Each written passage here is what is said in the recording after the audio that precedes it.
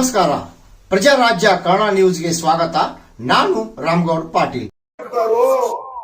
ಖಂಡಕ್ಕೆ ಬಗ್ತಾರೋ, ಗುಂಡಾಗಿರಿಗೆ ಬಗ್ತಾರೋ, ದಬ್ಬಾಳಿಕೆಗೆ ಬಗ್ತಾರೋ, ಅನ್ನೋದನ್ನ ರೊಕ್ಕಕ್ಕೆ ಬಗ್ತಾರೋ ಅನ್ನೋದನ್ನ ಪರೀಕ್ಷೆ ಮಾಡಕ್ ಬಂದಾರೋ. ಅದು ದಯಮಾಡಿ ಇವತ್ತು ಹುಕ್ಕೇರಿ ಮತಕ್ಷೇತ್ರದಲ್ಲಿ ಮೊನ್ನೆ ನಡೆದಿರ್ತಕ್ಕಂಥ ಒಂದು ಸಂಸ್ಥೆಯ ಚುನಾವಣೆಯಲ್ಲಿ ಸ್ವಾಭಿಮಾನ ಇಟ್ಕೊಂಡು ನಾವು ಮತಗಳನ್ನು ಚಲಾವಣೆ ಮಾಡಿದ್ವಿ. ಮತವನ್ನು ನಾವು ಮಾಡ್ಕೊಂಡಿಲ್ಲ, ಸ್ವಾಭಿಮಾನ ನಮ್ಮ ಜೊತೆಗಿದೆ. ಆ ಸ್ವಾಭಿಮಾನದಿಂದ ಇವತ್ತು ಸಹ ನೀವು ಮತಗಳನ್ನು ಚಲಾವಣೆ ಮಾಡಬೇಕು ಮತ್ತು ಆ ಉಸ್ತುವಾರಿಗೆ ತಕ್ಕ ಬುದ್ಧಿಯನ್ನ ಉಸ್ತುವಾರಿ ಮಾಡುವಂತವರಿಗೆ ತಕ್ಕ ಬುದ್ಧಿಯನ್ನು ತಾವು ಕಲಿಸಬೇಕು. ಅದ್ರ ಜೊತೆಗೆ ಈ ಭಾಗದ ಮುಂದಿನ ನಿರ್ಮಾಣಗಳಲ್ಲಿ ಇನ್ನೂ ಈ ಭಾಗದ ಅಭಿವೃದ್ಧಿ ಸಲುವಾಗಿ ಈರಣ್ಣ ಚರಂತಿಮಠ ಅವರನ್ನ ನಾವು ಆಯ್ಕೆ ಮಾಡಿ ಕೊಡಬೇಕು ಅನ್ನೋ ಮಾತನ್ನು ಹೇಳ್ತಾ ಇವತ್ತು ಇಡೀ ದೇಶ, ಇಡೀ ಜಗತ್ತಿನಲ್ಲಿ ಇರಾಕ್ ಅಮೆರಿಕ ಯುದ್ಧ ಮಾಡ್ತಾ ಇದ್ರೆ ಇಂಡಿಯಾದಾಗ ಎಲ್ಲರೂ ಕೂತು IPL ಮ್ಯಾಚ್ ಅನ್ನ ಈ ಚುನಾವಣೆಯನ್ನ ಅಲ್ಲಿ ಚಂದ ಮಾಡಬೇಕು ಅನ್ನೋ ಮಾತನ್ನ ಈ ಸಂದರ್ಭದಲ್ಲಿ ಹೇಳಕ್ಕೆ ಇಚ್ಛೆ ಪಡ್ತಾ ಇದ್ರೆ. ಒಬ್ಬ ದೇಶದ ನಾಯಕನ ಲಕ್ಷಣ ಯಾವುದು? ಇಡೀ ಜಗತ್ತು ಹೊಡೆದಾಟದಲ್ಲಿ ಮುಳುಗಿದ್ರೆ ಭಾರತ ದೇಶದಲ್ಲಿ IPL ಮ್ಯಾಚ್ ನೋಡಕಂತ ಗಂಡು ಮಕ್ಕಳು ಹೇಳಿದ್ರೆ ಇವತ್ತು ನಾವು ಅವರ ಮಾತನ್ನ ಈ ಸಂದರ್ಭದಲ್ಲಿ ಹೇಳ್ತಾ, ಈಗ 5 ವರ್ಷ ಇವ್ರಿಗೆ ಕೊಡ್ತಿದೀವು, ಇದೇ ಬರೋದು ನಾವು ನೋಡ್ಕೊಂಡು ಬಂದೆವು. ಟಗ್ಗ ತುಂಬಾಕ ರಸ್ತಾವ ನಟಿಗಿಲ್ಲ, ಮಂದಿ ರೊಕ್ಕ ಬರುವತ್ತು, ಹಗಾರ ಬರುವವು, ಅಂಗನವಾಡಿ ಪ್ರತಿ ರೊಕ್ಕ ಬರುವತ್ತು, ಇಷ್ಟ ಹರಿಗೇರಿಸಿದ್ದಾರೆ. ಅದಕ್ಕೆ ಈ ಚುನಾವಣೆ ಮುಖಾಂತರ ತಾವು ಉತ್ತರವನ್ನು ಕೊಡುವ ಮುಖಾಂತರ ವಿಳಕ್ ಮಾಡೋರಿಗೆ, ನಾವು ಚರಂತಿ ಮಾಡೋರಿಗೆ ಆಶೀರ್ವಾದ ಮಾಡಿ ಪ್ರಚಂಡ ಬಹುಮತ ಆಯ್ಕೆ ಮಾಡಿ ಕೊಡಬೇಕಿಂತ ಮತ್ತೊಂದು ವಂದಿಸಿ ನಮ್ಮೆಲ್ಲರಿಗೂ ವಂದಿಸಿ ಯಾರು ಮಾತ್ರ ಮುಗಿಸ್ತಾ ಇದ್ದೇನೆ. ನಮಸ್ಕಾರ. ಪಕ್ಕದ ಬಸವನ ಬಾಗೇವಾಡಿಯ ಮಾಜಿ ಶಾಸಕರು, ಬಿಜಾಪುರ ಜಿಲ್ಲೆ ಹಿಂದಿನ ಉಸ್ತುವಾರಿ ಸಚಿವರುಗಳಾಗಿರುವಂತಹ ಸಂಗಣ್ಣ ಬೆಳ್ಳುಪ್ಪಿಯವರು ಮಾತಾಡಬೇಕಂತ ಹೇಳಿ ವಿನಂತಿ ಮಾಡಿಕೊಳ್ತಾರೆ.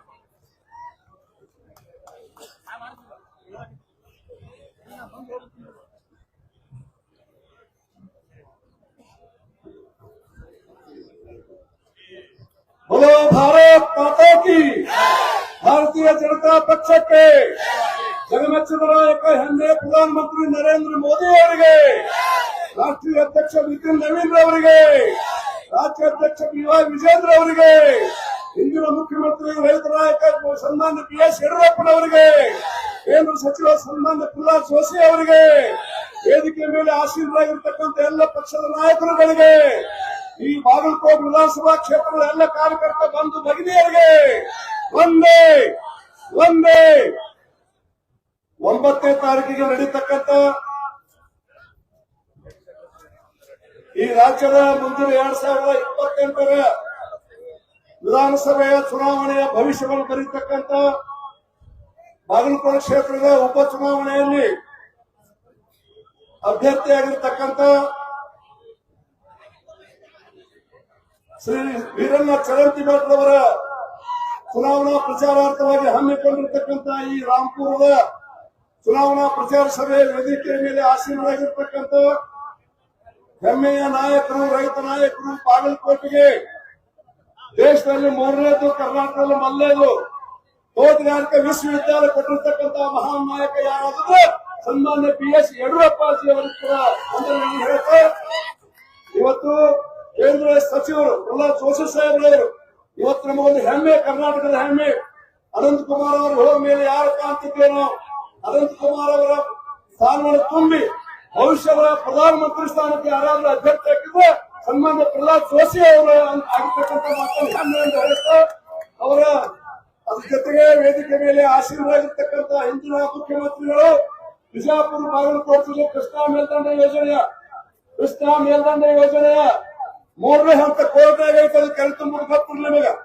ಕೋರ್ಟ್ನಾಗೈತೆ, ಅದು ಮುಟ್ಟಕ್ಕೆ ಸಾಧ್ಯ ಇಲ್ಲ. ಯಾರು ಸನ್ಮಾನ್ಯ ಮುಖ್ಯಮಂತ್ರಿ ಆಗಿತ್ತು ಆವಾಗಿನ ನೀರಾವರಿ ಸಚಿವರಾಗಿರ್ತಕ್ಕಂಥ ಬಸವರಾಜ ಬೊಮ್ಮಾಯಿ ಅವರಿಗೆ ವಿನಂತಿ ಮಾಡಿದೆವು.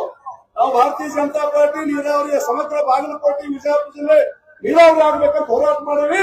ನಮ್ದೇ ಸರ್ಕಾರ ಬಂದೈತಿ, ಸನ್ಮಾನ್ ಚಂದ್ರಶೇಖರ್ ಮುಖ್ಯಮಂತ್ರಿ ಇದ್ದಾರೆ, ನೀವು ನೀರಾವರಿ ಮಂತ್ರಿ ಅದ್ರಿ, ಇವ್ರು ಮಾಡಲೇಬೇಕು ಸಾಹೇಬ್ರ ಅಂತ ಹೇಳಿದಾಗ ನಮಗೆ ಜೈಲಿಗೆ ಹೋಗ್ರು ಚಿಂತಿಲ್ಲ, ವಿಜಯಪುರ ಜಿಲ್ಲೆ ಬಾಗಲಕೋಟೆ ಜಿಲ್ಲೆ ಬರಗಾಲ ಬೆಳೀತಿಲ್ಲ ಅಂತ ಹೇಳಿ ವಿಶೇಷ ಸಭೆ ಮಾಡಿ 2012 ಒಳಗೆ ಮಸೂತಿ ಗ್ರಾಮದೊಳಗೆ ಎಲ್ಲಾ ಸಂಗನ ಬಸವ ಸ್ವಾಮಿಗಳು ಕರ್ಕೊಂಡು ಬಂದು 5 ಗಂಟೆಗೆ ಅಂತ ಭೂಮಿ ಪೂಜೆ ಮಾಡಿ ಈ ಜಿಲ್ಲೆಯ ಕೆರೆ ತುಂಬು ಕೆಲಸವನ್ನು ರಾಜ್ಯದಲ್ಲಿ ಮೊದಲು ಮಾಡಿರ್ತಕ್ಕಂಥ ಭಗವಂತ ಯಾರಾದಿದ್ರೆ ಹಿಂದಿನ ಮುಖ್ಯಮಂತ್ರಿ ಇವತ್ತು ನೀರಾವರಿ ಮಂತ್ರಿ ಬಸವರಾಜ ಬೊಮ್ಮಾಯಿ ಅವರು ಇರ್ತಕ್ಕಂಥ ಮಾತನ್ನು ಹೇಳ್ತಾ ಇದ್ದಾರೆ. ಹಾಗೆಯೇ ಈ ಜಿಲ್ಲೆಯ ರಾಜ್ಯಕ್ಕೆ ಸುಮಾರು 43 ಹೊಸ ತಾಲೂಕು ಕೊಟ್ಟಿರ್ತಕ್ಕಂಥ ಹೆಮ್ಮೆಯ ಹಿಂದಿನ ಮುಖ್ಯಮಂತ್ರಿ ಇವತ್ತು ಸಂಸದರಾಗಿರ್ತಕ್ಕಂಥ ಶ್ರೀಮಂತ ಜಗದೀಶ್ ಶೆಟ್ಟರ್ ಅವರೇ, ಹಾಗೆ ಚಂದ್ರನಾಥ್ ರೆಡ್ಡಿ ಸಾಹೇಬ್ರವರೇ, ವೇಳೆಗೆ ಆಗಿದ್ದ ಶ್ರೀಮಂತ ಗೋವಿಂದ ಕಾರಜೋಳ ಸಾಹೇಬ್ರವರೇ, ಹಾಗೂ ಎಲ್ಲ ವೇದಿಕೆ ಮೇಲಿದ್ದಂತ ಎಲ್ಲ ಅನನ್ಯ ಬಂಧು ಭಗಿನಿಯರೇ, ಹಾಗೂ ಜೆಡಿಎಸ್ ನಿಂದ ಬಂದಿರತಕ್ಕಂಥ ನಮ್ಮ ಮುಖ್ಯಮಂತ್ರಿಗಳೇ, ಹಾಗೂ ಕೇಂದ್ರದಲ್ಲಿ ಇವತ್ತು ಸಚಿವರಾಗಿರ್ತಕ್ಕಂಥ ಶ್ರೀಮಂತ ಶ್ರೀ ಎಸ್ ಡಿ ಕುಮಾರಸ್ವಾಮಿ ಅವರು ಕೂಡ ತಮ್ಮ ಪರವಾಗಿ ಹಾರ್ದಿಕವಾಗಿ ಸ್ವಾಗತವನ್ನು ಬಯಸ್ತೀನಿ. ಬಂಧುಗಳೇ, ಅವ್ರ ಜೊತೆ ಬಂದು ಸುರೇಶ್ ಬಾಬು ಅವರು ಕೂಡ ಸ್ವಾಗತವನ್ನು ಬಯಸ್ತೀನಿ. ಅವ್ರ ಜೊತೆ ಬಂದ ಎಲ್ಲರೂ ಕೂಡ ಹಾರ್ದಿಕವಾಗಿ ಸ್ವಾಗತವನ್ನು ಬಯಸ್ತಾ, ಇವತ್ತು ನಾನು ಹೆಚ್ಚು ಮಾತನಾಡಲಿಕ್ಕೆ ಹೋಗೋದಿಲ್ಲ. ಈ ಒಂದು ಜಿಲ್ಲೆಗೆ, ರಾಜ್ಯಕ್ಕೆ, ದೇಶಕ್ಕೆ ಒಂದು ಅಭಿವೃದ್ಧಿಯನ್ನು ಕೊಟ್ಟಿದ್ದು ಯಾರಾದ್ರೂ ಅದು ಭಾರತೀಯ ಜನತಾ ಪಾರ್ಟಿ ಸರ್ಕಾರ ಇದ್ದಾಗ ಮಾತ್ರ ಅಭಿವೃದ್ಧಿ ಆಗಿರ್ತಕ್ಕಂಥದ್ದು. ಹೀಗಾಗಿ ಇವತ್ತು ಕೇಂದ್ರದಲ್ಲಿ ಶ್ರೀಮಾನ್ ನರೇಂದ್ರ ಮೋದಿ ಅವರ ನಾಯಕತ್ವದಲ್ಲಿ ಇವತ್ತು ಯುದ್ಧದ ಸಮಯಕ್ಕೂ ಕೂಡ ಜಗತ್ತ ನಮ್ಮ ಕಡೆ ನೋಡುವಂತಹ ಒಂದು ಸಂದರ್ಭ ಬಂದಿರಬೇಕಾಗಿತ್ತಂದ್ರೆ ಒಬ್ಬ ಹೆಮ್ಮೆಯ ನಾಯಕ 12 ವರ್ಷ ಪ್ರಧಾನಮಂತ್ರಿಗಳಾಗಿ 15 ವರ್ಷ ಗುಜರಾತ್ ಮುಖ್ಯಮಂತ್ರಿಗಳಾಗಿ ದಣಿವರೆಯದೆ ರಜಾ ಹಾಕಲಾರ್ದೇ ಜಗತ್ತನ್ನು ಮೆಚ್ಚುವಂತ ನಾಯಕತ್ವ ಕೊಟ್ಟಿರ್ತಕ್ಕಂಥ ಹೆಮ್ಮೆಯ ನಾಯಕ ಯಾರಾದ್ರೆ ಹೆಮ್ಮೆಯ ಪ್ರಧಾನಮಂತ್ರಿ ನರೇಂದ್ರ ಮೋದಿ ಅವರು ಅಂತಕ್ಕಂಥ ಮಾತನ್ನು ಹೇಳ್ತಾ ನಾವು ಹೆಚ್ಚು ವೇಳೆ ತೆಗೆದುಕೊಂಡು ಹೋಗೋದಿಲ್ಲ. ಇದನ್ನ ಚರಂತಿ ಮಾಡಿರ್ತಕ್ಕ ನಾವು ಹೆಚ್ಚಿಗೆ ಹೇಳಕ್ ಹೋಗೋದಿಲ್ಲ. ದೊಡ್ಡ ವಿದ್ಯಾಸಂಸ್ಥೆಯನ್ನ ಯಾವುದೇ ಕಪ್ಪು ಚುಕ್ಕೆ ಇಲ್ಲಾರ್ದನ ಆಡಳಿತ ಮಾಡಿ ನಡೆಸಿಕೊಂಡು ಬಂದಿರ್ತಕ್ಕಂಥ ಒಬ್ಬ ಧೀಮಂತ ನಾಯಕ ಯಾರಾದ್ರೆ ಅದು ವೀರಣ್ಣ ಚರಂತಿ ಮಾಡಿರುವಂತಕ್ಕಂಥ ಮಾತನ್ನು ಹೇಳ್ತಾ ಅತ್ಯಂತ ವಿಜಯಪುರ ಮತ್ತು ಬಾಗಲಕೋಟೆ ಜಿಲ್ಲೆಯ ಇವತ್ತು ನಾವು ಅಷ್ಟೇ ಚುನಾವಣೆ ನೋಡಕತ್ತಿಲ್ಲ. ಈ ಕರ್ನಾಟಕ ಇಡೀ ಭಾರತ ದೇಶ ಬಾಗಲಕೋಟೆ ಮತ್ತು ದಾವಣಗೆರೆ ಚುನಾವಣೆ ನೋಡಕತ್ತೀವಿ ನಾವು. ಅದಕ್ಕೆ ರಾಮಪುರ ಇದು ರಾಮಚಂದ್ರ ಮಹಾರಾಜರು ಸೀತಾಮಾತೆ ಹುಡುಕಾಡ್ಕೊಂಡಾಗ ಇಲ್ಲಿಗೆ ನಾವು ಹೋಗಿರ್ತಕ್ಕಂಥ ಪವಿತ್ರ ಕ್ಷೇತ್ರ ಇದು ರಾಮಪುರ ಅಂತಕ್ಕಂಥ ಮಾತನಾಡ ಪಕ್ಕದ ಸೀಟಿ ಮಣಿ ಎಲ್ಲವೂ ಕೂಡ ಚಂದ್ರಮತಾಯಿ ಇವರು ಎಲ್ಲ ಇಲ್ಲಿ ಪವಿತ್ರ ಸ್ಥಾನ ಐತಿ. ಈ ಸ್ಥಾನದಿಂದ ನಾವು ಹೆಚ್ಚು ಮತಗಳನ್ನು ಕೊಟ್ಟ ಪ್ರಚಂಡ ಬಹುಮತದ ಇವರನ್ನು ಚೇರ್ಕೊಂಡು ಆಸೋ ಅಂತಕ್ಕಂಥ ಮಾತನ್ನು ಅವ್ರಿಗೆ ಗಮನಕ್ಕೆ ಮತ ನೀಡಬೇಕಂತ ತಮಗೆ ಕೋಟಿ ನಮನಗಳನ್ನು ಹೇಳಿದ ಮಾತನ್ನು ಮುಗಿಸ್ತಾ ಇದ್ದೇನೆ. ಜೈ ಹಿಂದ್, ಜೈ ಕರ್ನಾಟಕ.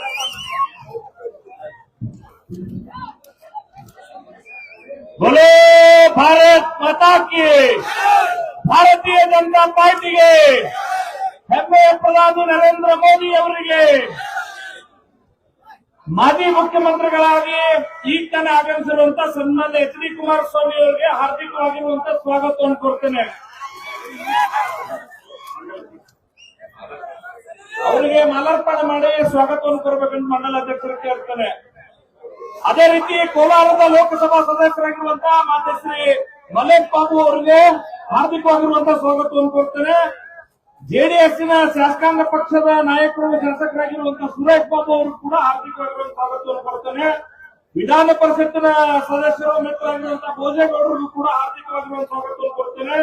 ಮಾಜಿ ಸಚಿವರಾಗಿರುವಂತಹ ಬಂಡೆಪ್ಪ ಕಾಶಾಪುರ ಅವರಿಗೂ, ಇನ್ನೋರ್ವ ಮಾಜಿ ಸಚಿವರಾಗಿರುವಂತಹ ವೆಂಕಟರಾವ್ ನಾಡಗೌಡರ ಅವರಿಗೂ, ರಾಜುಗೌಡ ಪಾಟೀಲ್ ಕುದುರಸ್ವಾಮಿ ಅವರಿಗೂ, ಸನ್ಮಾನ್ಯ ಹನುಮಂತಪ್ಪ ಅಲ್ಕೋಡ್ ಅವರಿಗೂ, ಜೇವರ್ಗಿಯ ದೊಡ್ಡಗೌಡ ಪಾಟೀಲ್ ಅವರಿಗೂ, ಮಾನ್ಯ ಚೌಡಾರೆಡ್ಡಿ ಅವರಿಗೂ ಹಾಗೂ ಜೆಡಿಎಸ್ನ ಎಲ್ಲ ನಾಯಕರಿಗೆ ಹಾರ್ದಿಕವಾಗಿರುವಂತಹ ಸ್ವಾಗತವನ್ನು ಕೋರ್ತಾ, ಮಾನ್ಯ ಹನುಮಂತ ಮಾವಿನಮರ ಜಿಲ್ಲಾಧ್ಯಕ್ಷರು, ಸನ್ಮಾನ್ಯ ಕೃಷ್ಣ ಪಾಟೀಲ್ರು, ಸನ್ಮಾನ್ಯ ಚಂದ್ರಕಾಂತ್ ಶೇಖಾ ಅವರು, ಸಲೀಂ ಮೊಮಿನ್ ಅವರು, ಪ್ರಭುರಾಜ್ ಪಾಟೀಲ್ ಜೆಡಿಎಸ್ನ ಎಲ್ಲ ಪದಾಧಿಕಾರಿಗಳು ಇವರಿಗೆ ಹಾರ್ದಿಕವಾಗಿರುವಂತಹ ಸ್ವಾಗತವನ್ನು ಕೋರ್ತಾ, ಸನ್ಮಾನ್ಯ ಬಂಡೆಪ್ಪ ಕಾಶಪ್ಪುರ್ ಅವರು ನಮ್ಮನ್ನು ಉದ್ದೇಶಿಸಿ ಮಾತನಾಡಬೇಕಂತ ವಿನಂತಿ ಮಾಡಿಕೊಡ್ತಾರೆ.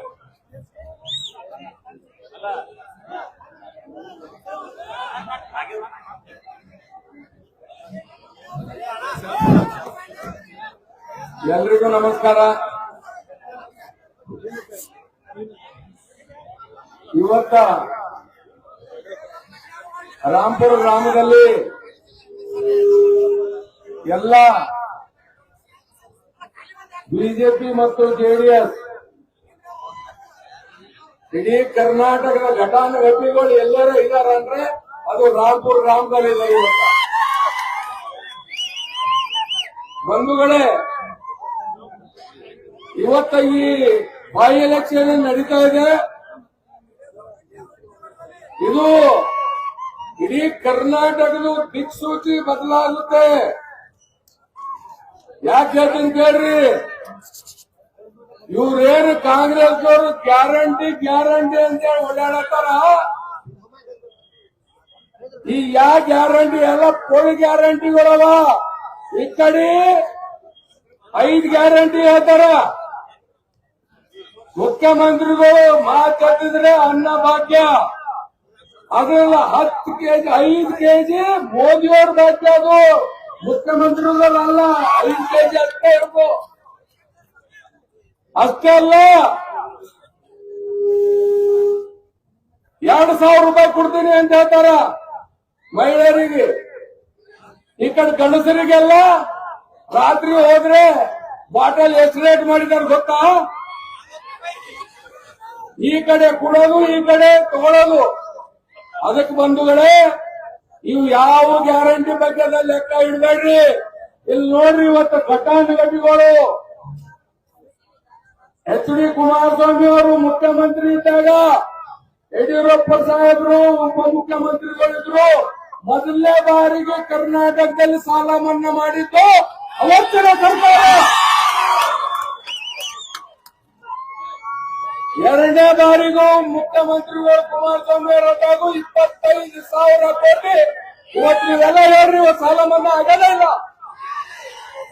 ನಮ್ ಬೊಮ್ಮಾಯಿ ಸಾಹೇಬ್ರು ಬಂದಿದ್ದಾರ, ಅವರು ಬಹಳಷ್ಟು ಮತ್ತದ್ರಲ್ಲಿ ವಿಶೇಷವಾಗಿ ಯಡಿಯೂರಪ್ಪ ಸಾಹೇಬರು ಇವತ್ತ ಕನಕ ಜಯಂತಿಗೆ ಹಾಲಿಡೇ ಆಗಾರ ಯಾರ ಕೊಟ್ಟಾರ ಅಂತಂದ್ರೆ ಅದು ಯಡಿಯೂರಪ್ಪ ಸಾಹೇಬರು ಕೊಟ್ಟಾರ. ನೋಡಿ, ಮತ್ತೆ ನಮ್ಮ ಜಗದೀಶ್ ಶೆಟ್ಟರ್ ಸಾಹೇಬ್ರು ಮಾತಾಡೋದ್ರೆ ನಮ್ ಜೋಶಿ ಸಾಹೇಬ್ರು ಅವ್ರು ಹೇಳ್ತಾರ, ಗ್ಯಾಸ್ ಸಿಕ್ಕಿಲ್ಲ, ಗ್ಯಾಸ್ ಸಿಕ್ಕಿಲ್ಲ. ಅರೇ, ಇಡೀ ಅಂತ ಯುರೋಪ್ ಕಂಟ್ರಿಗಳು ಪರೇಶಾನ್ ಅವ. ನಮ್ ಹಿಂದೂಸ್ತಾನ 1 ತಿಂಗಳು 5 ದಿವಸ ಆಯ್ತು ವಾರ್ ನಡೀತಾ ಇದೆ. ಇವತ್ತಿಗೂ ಪೆಟ್ರೋಲ್ ಡೀಸೆಲ್ ಒಂದು ದುಡ್ಡು ಫರಕ್ಕಿಂದ ಮಾತೆತ್ತಿದ್ರೆ ಹೇಳ್ತಾರ ಕಾಂಗ್ರೆಸ್ ಅವರು. ಏನ್ ಮಾಡ್ಯಾರ, ಏನೇನ್ ಮಾಡ್ಬೇಕಾಗಿದೆ, ಇವತ್ತು ಏನ್ ಮಾಡಿದೆವು ಎಲ್ಲ ಇಲ್ಲಿ ಕುಂತೋರೆ ಮಾಡಿದ್ದು. ಅಲ್ಲಿದ್ದವರು ಸರ್ಕಾರದಲ್ಲಿ ಏನು ಮಾಡ್ತಾ ಇಲ್ಲ, ಬರೇ ಚಪ್ಪ ಹೊಡಿತಾ ಇದಾರ. ಇವತ್ತು ಇಡೀ ವಿಧಾನಸೌಧ ಬಂದ್ ಮಾಡಿ, ಎಲ್ಲ ಹಳ್ಳಿ ಮಂತ್ರಿಗಳು ಓಡಾಡತ್ತಾರ. ಇಷ್ಟು ಕಂಗಾಲಾಗಿದೆ ಇದು. ಅಷ್ಟೇ ಅಲ್ಲ, ಬೊಮ್ಮಣ್ಣ 3 ವರ್ಷ ಆಯ್ತು ತಾಲೂಕಾ ಪಂಚಾಯತ್, ಜಿಲ್ಲಾ ಪಂಚಾಯತ್, ಇವತ್ತು ಗ್ರಾಮ ಪಂಚಾಯತ್. ಇವ್ರ ಗ್ಯಾರಂಟಿ ಮ್ಯಾಗ ಇವ್ರಿಗೆ ತಾಕತ್ತಿದ್ರೆ, ಎಲೆಕ್ಷನ್ ಮಾಡ್ರಿ ನಾಳೆ ಬೆಳಿಗ್ಗೆ. ತಾಕತ್ತಿಲ್ಲ.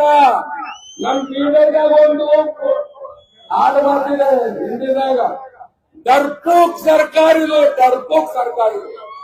ಹಂಗಾಗಿ ನಾನು ಹೆಚ್ಚಿಗೆ ಹೇಳಲ್ಲ, ಯಾರು ಕ್ಷಮಿಸ್ಬೇಕು, ಟೈಮ್ ಇಲ್ಲ.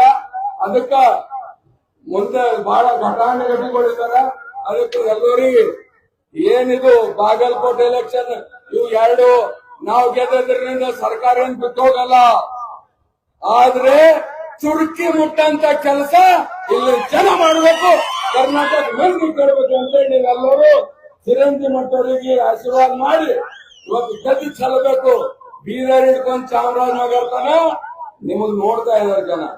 ಹಾಗಾಗಿ ಇವತ್ತೇನು NDA ಅಭ್ಯರ್ಥಿ ಇದೆ, ಇವತ್ತು ಬಿಜೆಪಿ ಅಭ್ಯರ್ಥಿ ಇದೆ, ಅವರಿಗೆ ಸಂಪೂರ್ಣ ಆಶೀರ್ವಾದ ಮಾಡಿ ನೀವು ಗೆಲ್ಲಿಸ್ಬೇಕಂತ ಹೇಳಿ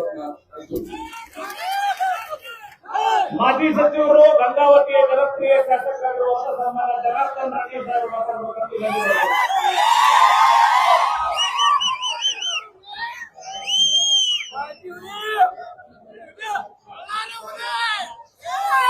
बोलो भारत माता की, बोलो भारत माता की।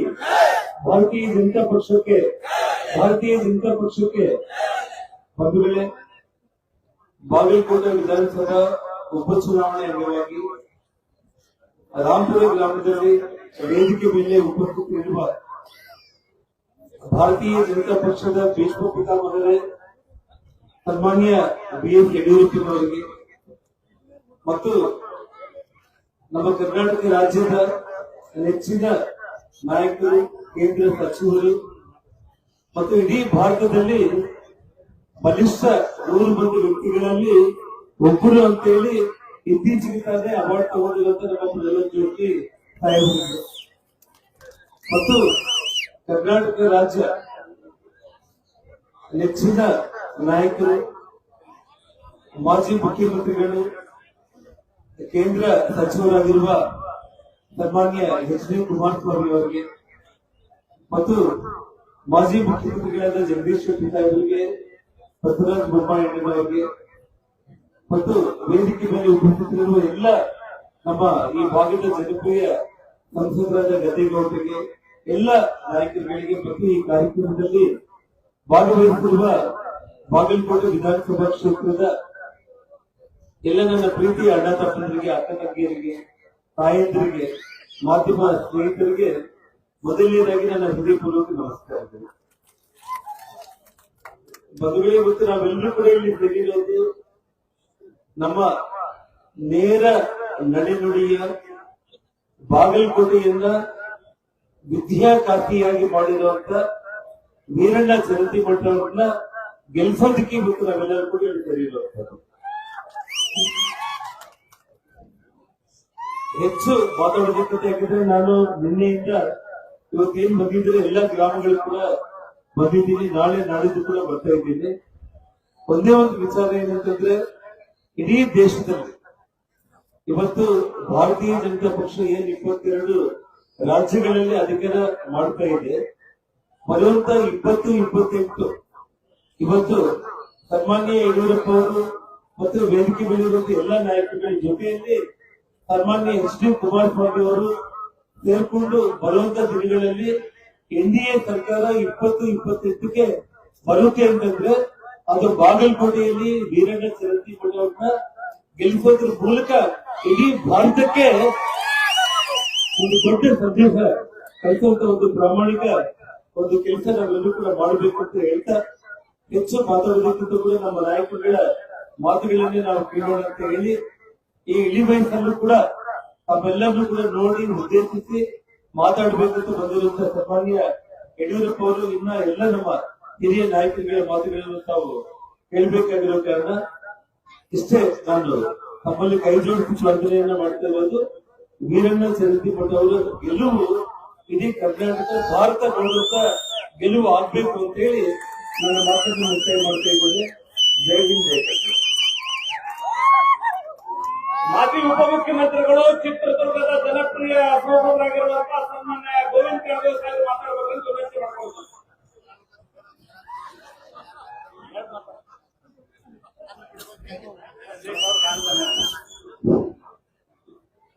ನಮ್ಮೆಲ್ಲರ ನೆಚ್ಚಿನ ನಾಯಕರು, ರಾಜ್ಯದ ಹಿಂದಿನ ಮುಖ್ಯಮಂತ್ರಿಗಳಾದ ಸನ್ಮಾನ್ಯ ಶ್ರೀ ಬಿ ಎಸ್ ಯಡಿಯೂರಪ್ಪನವರು, ಇನ್ನೋರ್ವ ಮಾಜಿ ಮುಖ್ಯಮಂತ್ರಿಗಳು, ಕೇಂದ್ರ ಸರ್ಕಾರದ ಸನ್ಮಾನ್ಯ ಸಚಿವರಾದ ಎಚ್ ಡಿ ಕುಮಾರಸ್ವಾಮಿ ಅವರೇ, ಇನ್ನೋರ್ವ ಮಾಜಿ ಮುಖ್ಯಮಂತ್ರಿಗಳಾದ ಮಾನ್ಯ ಶ್ರೀ ಜಗದೀಶ್ ಶೆಟ್ಟರ್ ಅವರೇ, ಬಸವರಾಜ ಬೊಮ್ಮಾಯಿ ಅವರೇ, ಕೇಂದ್ರ ಸಚಿವರಾದ ಸನ್ಮಾನ್ಯ ಶ್ರೀ ಪ್ರಹ್ಲಾದ್ ಜೋಶಿ ಅವರೇ, ವೇದಿಕೆ ಮೇಲೆ ಆಸೀನರಾಗಿರ್ತಕ್ಕಂಥ ಎಲ್ಲ ಗೌರವಾನ್ವಿತ ಮುಖ್ಯ ಅತಿಥಿಗಳ, ಗಣ್ಯಮಾನ್ಯರ, ಈ ಸಭೆಯಲ್ಲಿ ಭಾಗವಹಿಸಿರ್ತಕ್ಕಂಥ ಯಾವತ್ತು ಅಣ್ಣ ತಮ್ಮಂದರೆ, ರೈತ ಬಾಂಧವರೇ, ಶ್ರದ್ಧೆ ತಾಯಂದರೆ, ಮಾಧ್ಯಮದ ಪ್ರತಿನಿಧಿಗಳು, ಇದೇ ತಿಂಗಳು 9ನೇ ತಾರೀಕಿಗೆ ನಡೀತಕ್ಕಂಥ ವಿಧಾನಸಭೆಯ ಉಪಚುನಾವಣೆಯಲ್ಲಿ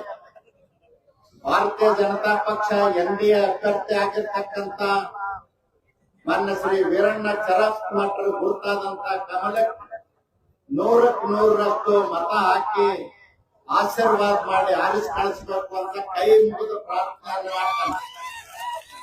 ಬಂಧುಗಳ, ನಾನು ಹೆಚ್ಚು ಮಾತನಾಡುವಂತ ಸಮಯ ಇಲ್ಲ. ನಾನು ಈಗಾಗಲೇ 2-3 ಸಾರಿ ಬಂದ್ ಹೋಗಿದ್ದೇನೆ. ನಮ್ಮ ಹಿರಿಯ ನಾಯಕರೆಲ್ಲರೂ ಮಾತಾಡ್ತಾರೆ.